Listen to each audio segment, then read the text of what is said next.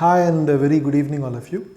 So we are going to the next part of GIT and liver in relation to the clinical discussion, and today I'm going to discuss these diseases. Okay, all these are very important, and I'm sure you have heard of this. That is GRD, that is gastrointestinal reflux disease. Next is eosinophilic esophagitis, Crohn's disease and ulcerative colitis. These are the four diseases I'm going to discuss today. Okay, and as usual we're going to get into the questions, we are going to identify the key points, then go into the details of each and every disease. Okay, so as usual I'm going to give you three questions out there. The first question is a 60-year-old man complains of chest pain with heartburn. Okay, it's not heartburn, heart, H-E-A-R-T, heartburn and dysphagia. Okay, on examination there was dental erosion noticed with halitosis, and endoscopy was done and was identified to have ulcers. I'll tell you what the key points are. In the lower, very important point here, in the lower esophageal sphincter region, the most probable diagnosis. So yes, I'm going to give you the options here: ulcerative colitis, GRD, Crohn's disease, eosinophilic esophagitis. Now, one of the simplest questions today. So I'm going to discuss the key points with you first. That is heartburn. Okay, heartburn. It's, again, spelling is wrong. Heart. Okay, heartburn, chest pain. Now this is not, again, you shouldn't go for a cardiovascular etiology here, because the terms dental erosion is the most important point here, along with the chest pain or heartburn. Okay, halitosis, and very important. This should directly give you the clue. Ulcers in the lower esophageal sphincter region. That's absolute. Answer is there. Okay. So now, yes, I'll come to the details. The answer here is GRD. Okay, because basically it has got a heartburn, the chest pain region. Okay, there is the reflex taking place, regurgitation taking place. Okay, which leads to halitosis and erosions. Okay. Then yes, ulcers, when the stomach acid comes up, there will be ulcers in the lower esophageal sphincter region. Okay, now if I come to this next question, a 28-year-old, I'll come to the details of all this. Okay, I'll just differentiate and I'll help you in the differential diagnosis of each one of these lesions. But let's understand the questions first. Now here, a 28-year-old patient complains of crampy abdominal pain in the lower right abdomen. Now the area is just shifting. It was in the earlier one, it was chest pain. Now it's going into the lower right abdomen, into the abdominal region. Okay, he also experiences frequent episodes of diarrhea. Now another symptoms coming there, with definitely visible blood in the stools. Over the period of 6 months, he has lost 10 kg. That is, means to say there is weight loss, there is diarrhea with blood in the stool. Okay, even after being on a normal diet. On endoscopy there was mucosal inflammation, so it's something, it's an inflammatory bowel disease, understandably. Okay, two are there, Crohn's disease and ulcerative colitis. So which one of this? In the region of small intestine, on blood examination there was raised C-reactive protein and ESR. Basically this indicates, this is a lab test to indicate inflammation.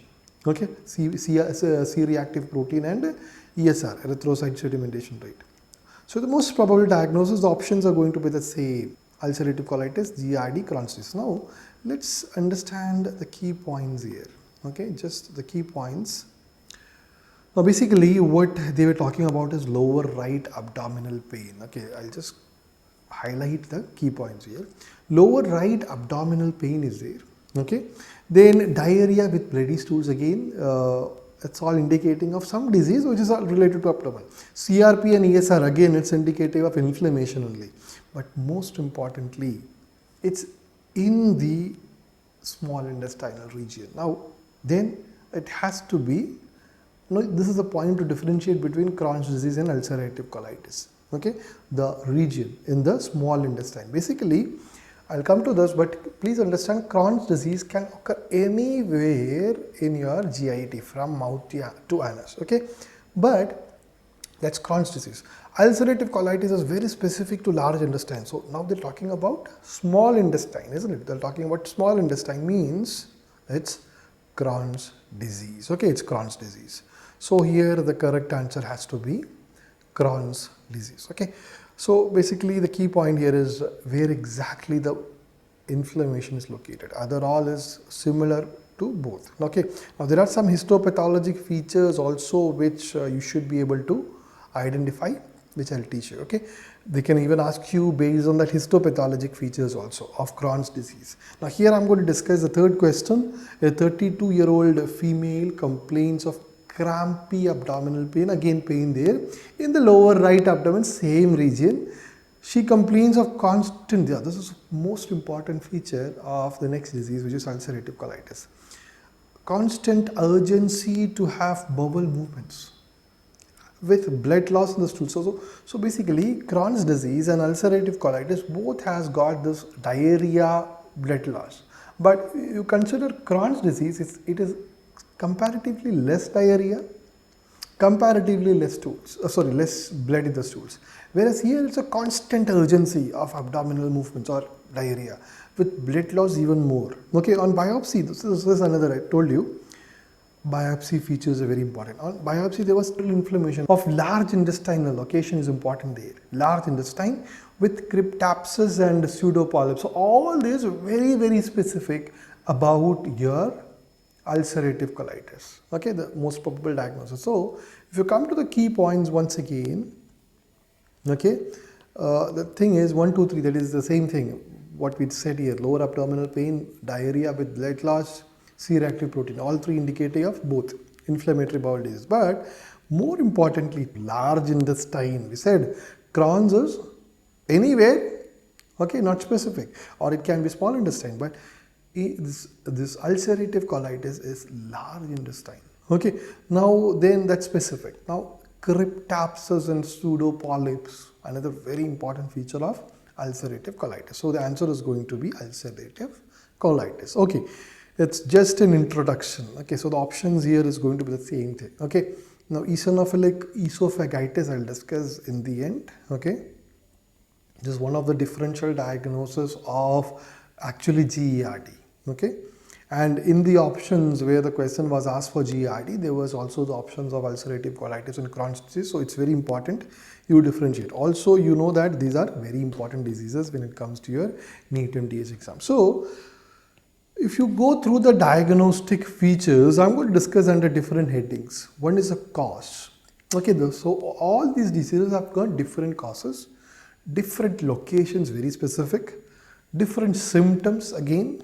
Okay, slight similarity with Crohn's and ulcerative. Complications are different.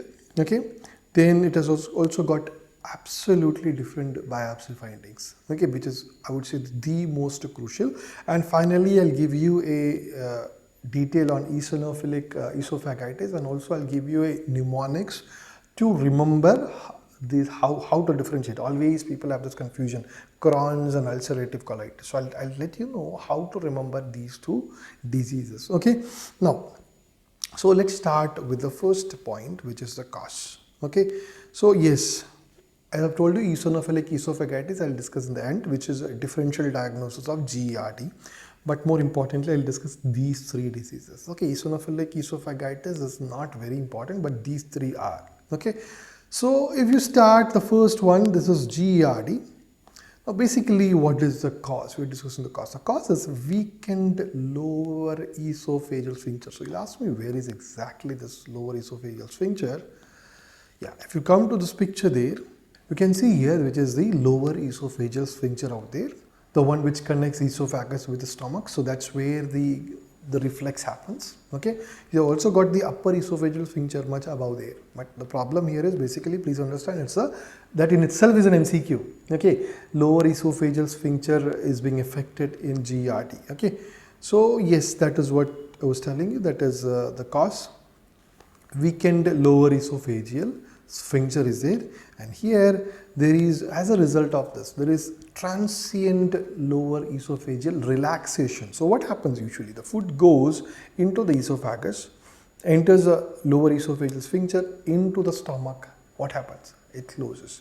The esophageal sphincter closes. Now if it is relaxing, there is reflex upward movements possible, especially when your stomach is contracting for digestion.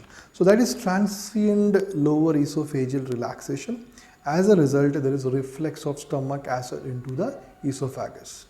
So basically the problem lies in the lower esophageal sphincter. Now, if you come to Crohn's disease, there's a slight difference. Basically it's an abnormal immune response. Okay, there is an immune response against your stomach lining, and as a result of this immune response, so you'll learn this in your different other subjects like general pathology, microbiology about the immune responses. Basically, abnormal immune response can cause inflammation, and this inflammation, as I've told you in the MCQs, raises ESR and C-reactive protein. So it's the same for both. So the cause for both the same. Ulcerative colitis is also, it's an abnormal immune response which is leading to inflammation, and finally raised ESR and CRP. So basically the key here is GRD is due to lower esophageal sphincter being affected or weakened, transient relaxation. Other two are immune related, causing inflammation and C-reactive protein rise. Okay. So now if you go to the location, now it's very important to understand the location to identify the different types. Okay. So if you go into the location, again these three, GRD, as I've told you, the location is basically upper GIT or lower esophageal sphincter region, okay, which is upper GIT, isn't it? Lower GIT starts from the stomach. So it's upper GIT, which is in the region of lower esophageal sphincter, very, very specific. Whereas Crohn's disease, if you see, it can affect any part of the GIT from mouth to anus. Okay, but one point they can ask you, they can include you is mostly anal sparing is there. Anus is spared, so mouth to very close to the anus, but even it can affect the anus, but yes, mostly it is anal sparing. Okay, so yeah, specifically if you ask me, one place where it is more commonly affected is the small intestine. Okay, so means to say your Crohn's disease can affect any part of your GIT, mouth to anus. There is some kind of anal sparing, but yes, small intestine is a very common area. Okay, now if you go to ulcerative colitis, okay, basically it's affecting the large intestine. Okay, large intestine, and yes, you know, large intestine means colon and rectum.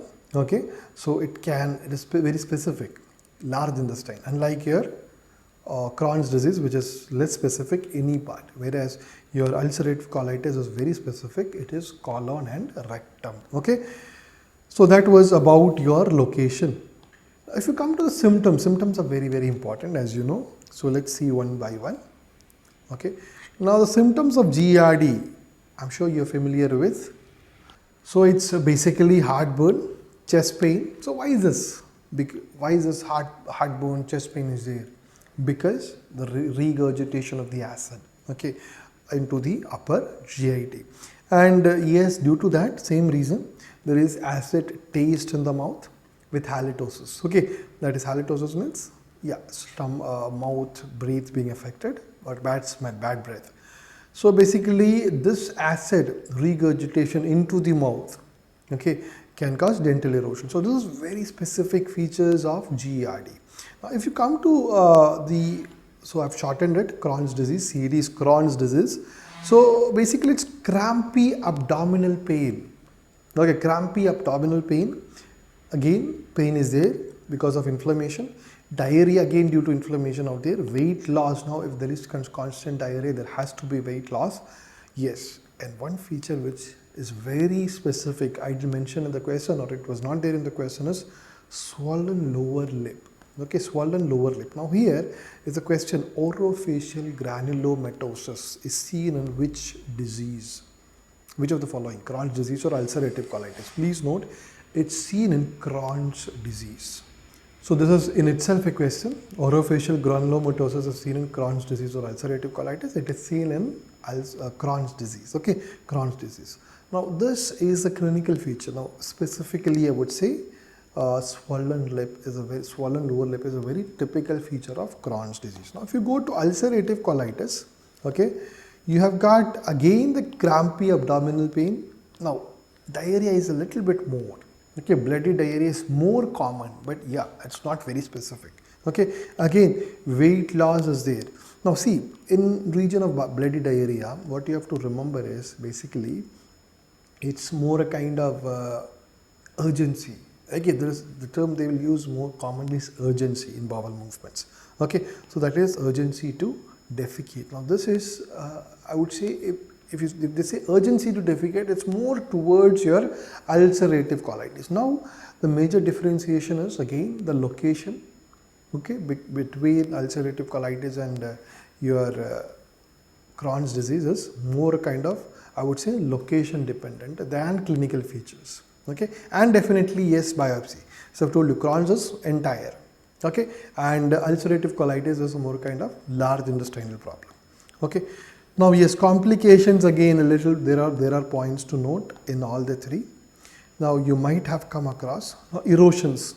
Okay, dental erosions, acids coming into the mouth, dental erosions, ulcers, but upper GIT ulcers, pain in the upper GIT rather than lower. Okay, now this is a very, very important point. Barrett's esophagus. Now where is it? Where is GRD affecting? The esophagus. So there's a term called Barrett's esophagus, which you have to know, where the lining of esophagus undergoes metaplasia. That means the normal lining, normal epithelium becomes changed into another type of epithelium that is called metaplasia. You studied in general pathology, metaplasia, dysplasia, anaplasia, hypertrophy, hyperplasia, all those. So basically here what happens is the squamous epithelium of the esophagus, okay, which is the normal esophageal lining is what? Squamous, which is converted to columnar. Basically, the esophageal lining is getting converted to the intestinal lining because esophageal lining is squamous. When you go to the intestine, it is columnar. So it's a squamous getting into columnar. Now, what is the problem of that? That conversion. The problem is this area, the esophageal lining has to be squamous to overcome the challenges of what you eat. Okay, otherwise it can irritate. If it is columnar, it can irritate the epithelium, and as a result, it can get converted or has into a cancer. That is, it has got a malignant potential. Okay, malignant potential into esophageal adenocarcinoma. Basically, what is adeno? Glandular. Okay, you might have come across in oral pathology also different types of adenocarcinomas. Okay, adenoid cystic. So it's basically glandular structure. You know that your GIT lining has got lots of glands. So this glandular structure gets carcinomatous. So basically, what I mean to say here is your GRD has got malignant potential. Okay, if now in itself it doesn't have, but if this Barrett's esophagus comes or this metaplasia happens, then it can get converted into a malignant carcinoma. Okay. Now, if you come to the the Crohn's disease, basically the major complication is ulceration. Okay. Now, it has got, again, wait a little bit, it has got a malignant potential into, again, colorectal adenocarcinoma. It's colorectal, you know, Crohn's disease is like a more kind of affecting the entire mouth to anus. So, more a kind of colorectal adenocarcinoma. Now, ulcerative colitis, same problem, same issue, but please note, ulcerative colitis has got more malignant potential than Crohn's disease. You might have come across the question, which of the following has got malignant potential? Basically, you will have in the option both Crohn's disease and ulcerative colitis. If in the option you have got both A and B, you have to select that. But if you want to select one option, the more common malignant potential is there in case of ulcerative colitis. Okay, more common malignant potential, but again the same thing, colorectal. So how we can remember is, we already know this particular ulcerative colitis, it is affecting your colon and rectum, colitis, colon, rectum, large intestine. So what kind of cancer do you have? Colorectal. So basically all are connected now, isn't it? Your ulcerative colitis means colon, large intestine. The problem is colorectal carcinoma. So these will help you to connect in the exam. See, why I am saying this is, In your exam, if you go and sit, you studied everything, but you last 3 days, you are revising everything quickly. If you don't make this kind of connections, the problem is you sit there, confusion. Which was that? Ulcerative colitis, Crohn's disease, confused.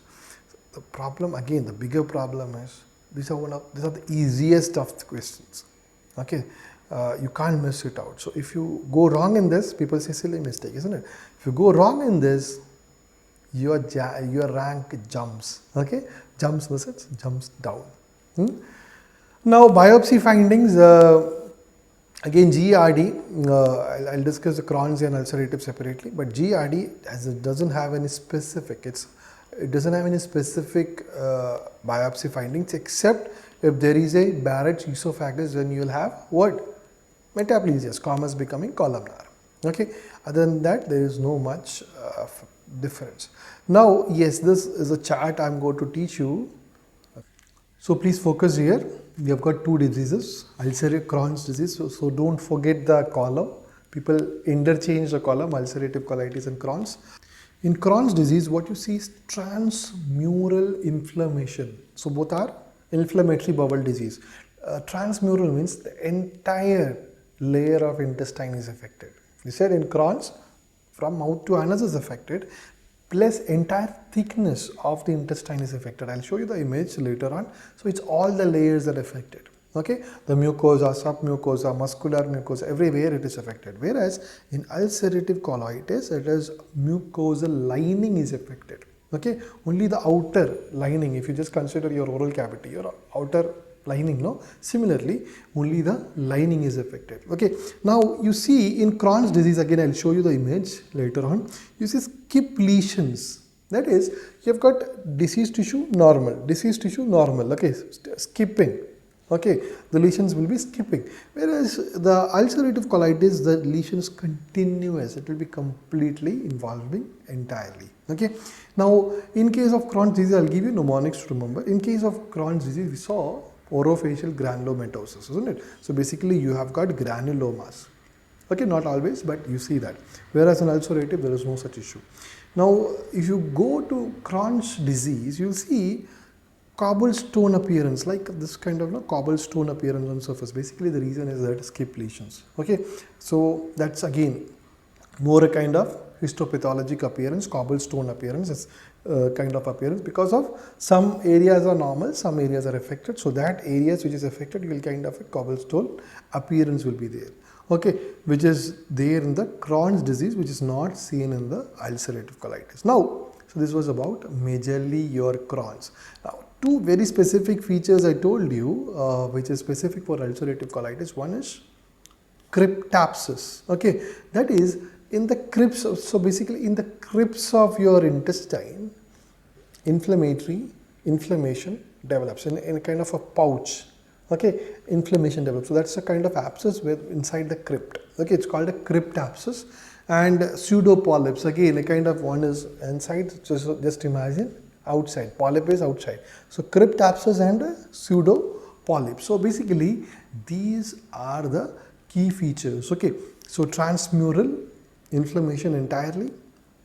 Then again it's skip lesion. So entire mouth to anus is affected, entire thickness is affected, but skipped. Okay, skipping is there. Now due to skipping you have got cobblestone appearance. Okay, then yes, granuloma, okay, are seen. So these are the features of Crohn's. Now if you go to the other side, two lesions, one is crypt, other is polyp. Okay, simple. Now I'll make it more easy by giving you mnemonics, and I'll also show you some pictures. So if you come here, the first lesion, this is the Crohn's disease. Okay, see there, the skip lesions there. Okay, skip lesions there, entire thickness is affected, and some areas is being more affected, other is skipped. Okay, whereas in case of ulcerative colitis, you see that the entire area, it's a continuous lesion, but only the mucosa, see the dark red region, that is the mucosa, only the mucosa is affected. Okay, now yes, you'll say, still I'm confused. So I'm going to give you a mnemonics here. College transport skipped by Granny's co-brother. I don't know how. Okay, it's basically just create a picture in your mind. College transport bus, okay, was skipped by Granny's co-brother. Okay, so what are they?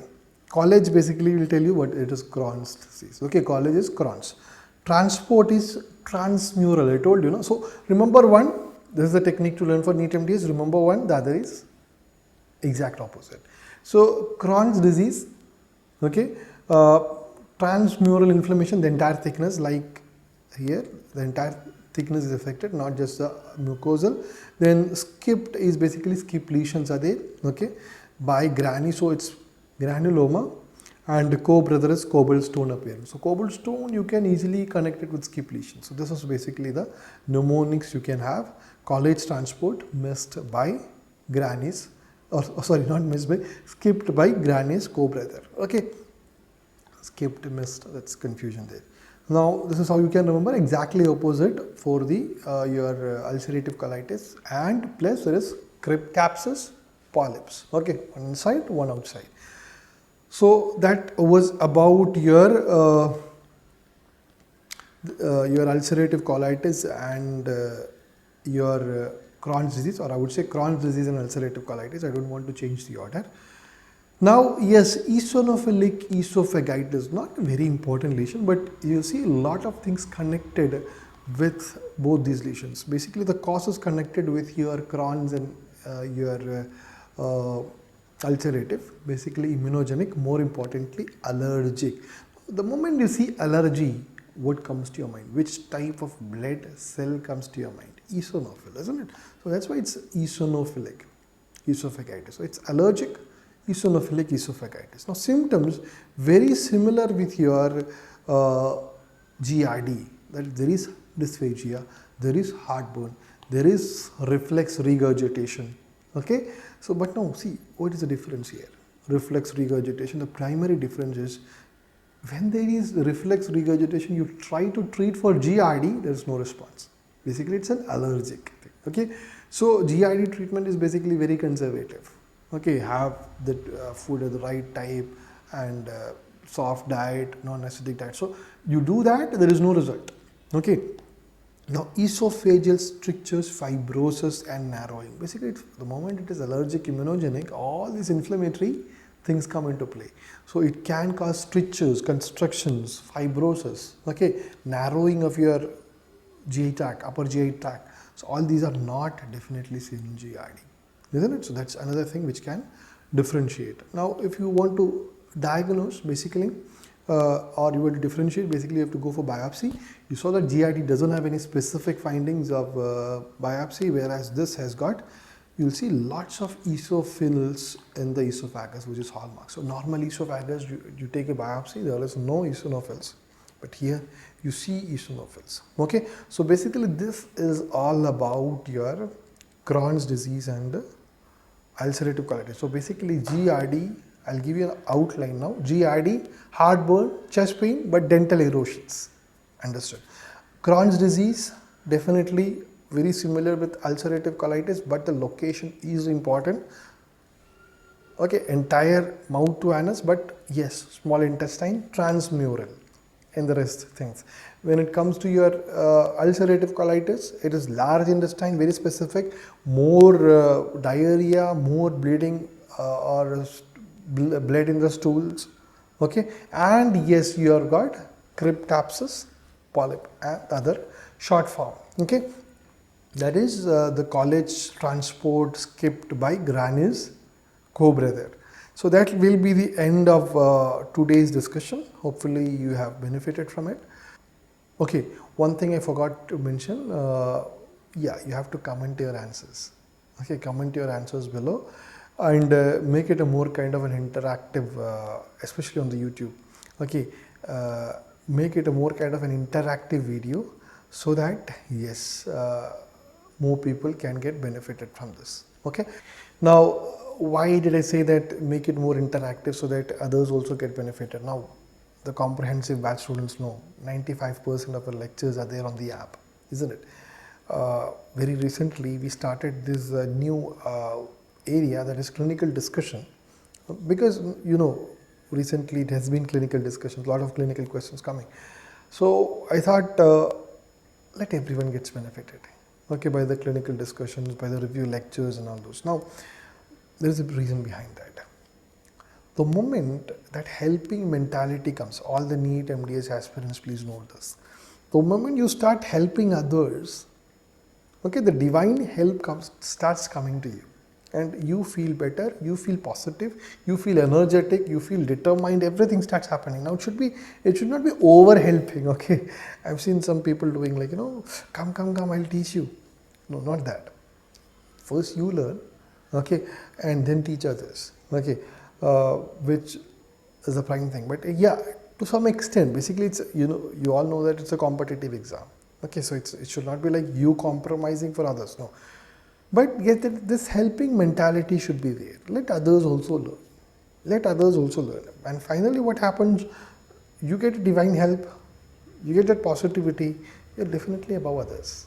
These people also getting benefited. But see, the key is at the end of the day, at the end of the year, you have got NEET MDS exam where lots of divine help should come to you. Okay, some intuitions should come, some silly mistakes should not happen. Huh?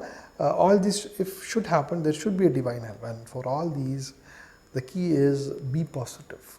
Don't say that, no, this I'll not. I've seen, when I was preparing, I've seen people, when we ask, what book is this, man? Is this a good book? No, this is a very bad book, man. Don't study that. This is a very ordinary book. I don't think that questions will come. And the moment you just leave, he starts learning that book. So that should not happen. But the problem is that it's not that the other person is not learning. The problem is that lots of negativity gets inside you, which is a very big hindrance to learning.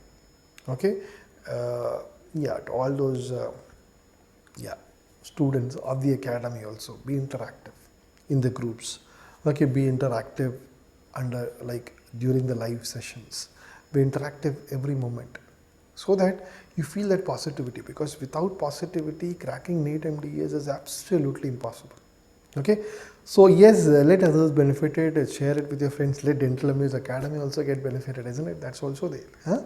Let this reach your friends also, and share into your college groups, all of you. Everyone watching this, please share it to your college groups, share it to your friends, and yes, let others also get benefited from these lectures. Okay, so thank you so much. Have a great day ahead, and take care.